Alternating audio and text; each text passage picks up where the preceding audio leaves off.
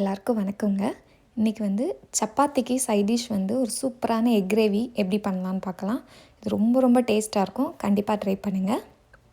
First ஒரு பாத்திரத்தில் 4லேருந்து 5 table spoon எண்ணெய் ஊற்றிக்கோங்க.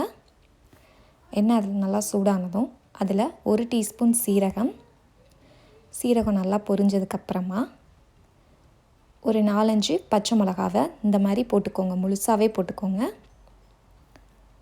போட்டுட்டு நல்லா அதை அந்த எண்ணெயிலே நல்லா வதக்கி விட்டுக்கோங்க. அப்புறம் நான் 2 பெரிய சைஸ் வெங்காயம் கட் பண்ணி வச்சுருக்கேன் சின்னதாக. அதையும் சேர்த்துட்டு அந்த எண்ணெயோடு நல்லா மிக்ஸ் பண்ணிவிட்டு இப்போது கிரேவிக்கு தேவையான அளவு உப்பு போட்டு நல்லா கலந்து விட்டுக்கோங்க. உப்பு போட்டால் வெங்காயம் நமக்கு சீக்கிரமாக வதங்கிடும். வெங்காயம் வந்து மீடியம் டு லோ ஃப்ளேம்லேயே வதக்கிக்கோங்க. ஹை ஃப்ளேமில் வதக்குனிங்கன்னா ரொம்ப தீஞ்சு போயிடும். ஸோ இந்த மாதிரி ஒரு 5 to 6 மினிட்ஸில் இந்த மாதிரி கண்ணாடி மாதிரி ஆயிரும். இன்னும் நல்லா வதக்கணும் நம்ம வெங்காயத்தை இந்த மாதிரி.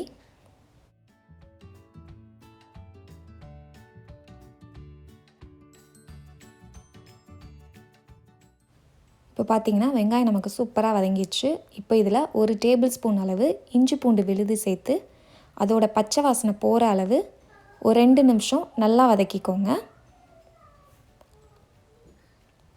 இப்போ அதோட பச்சை வாசனை போயாச்சு. இப்போ இதில் நான் வந்து ரொம்ப சின்னதாக கட் பண்ணி வச்சுருக்கிற 3 தக்காளி, மீடியம் சைஸ் தக்காளி சேர்த்துக்கிறேன். சேர்த்துட்டு அந்த வெங்காயத்தோட நல்லா கலந்து விட்டுக்கோங்க. இப்போ கலந்து விட்டதுக்கப்புறமா இதை ஒரு மூடி போட்டு ஒரு 4 நிமிஷம் அல்லது 3 நிமிஷம் மூடி வச்சுருங்க. இப்போது இந்த மாதிரி ஓப்பன் பண்ணி பார்த்ததும் தக்காளி வந்து தண்ணியெல்லாம் லைட்டாக இந்த மாதிரி வெளியே வந்திருக்கும் இல்லையா, இந்த டைமில் நம்ம வந்து மசால் பொடியெல்லாம் சேர்க்க ஆரம்பிச்சிடலாம். ஃபஸ்ட்டு மஞ்சள் பொடி 1/4 டீஸ்பூன், மிளகாய் பொடி 1 teaspoon, மல்லிப்பொடி 1 teaspoon,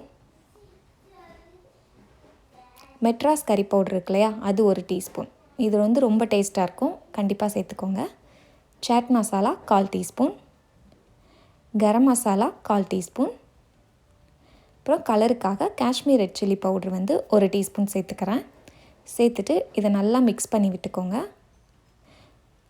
low to medium ஃப்ளேம்லேயே நல்லா வதக்கி எடுத்துக்கோங்க. ரொம்ப ஹை ஃப்ளேமில் பண்ணாதீங்க.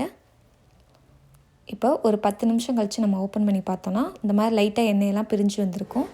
ஆனால் இன்னும் அந்த தக்காளியிலேருந்து வந்த தண்ணி வந்து இன்னும் நமக்கு நல்லா ட்ரை ஆகும். ஒரு 5 நிமிஷம் கழிச்சு தான் கிரேவி வந்து நல்லா டேஸ்ட்டாக இருக்கும். பாருங்கள், இப்போ நல்லா வெங்காயம் தக்காளி எல்லாமே நல்லா அந்த மசாலாவோட சூப்பராக வதங்கிடுச்சு. இந்த ஸ்டேஜில் வந்து நான் ஒரு 4 முட்டையை வந்து நல்லா வேக வச்சு இந்த மாதிரி கட் பண்ணி அதில் லைட்டாக பெப்பர் தூவி வச்சுருக்கேன். அதை வந்து இந்த கிரேவியோடு சேர்த்துட்டு லோ ஃப்ளேமில் வச்சுக்கோங்க. நல்லா மிக்ஸ் பண்ணி விட்டுக்கோங்க. மிக்ஸ் பண்ணி ஒரு 2 நிமிஷம் நல்லா கொதிக்க விட்டுக்கோங்க லோ ஃப்ளேமில்.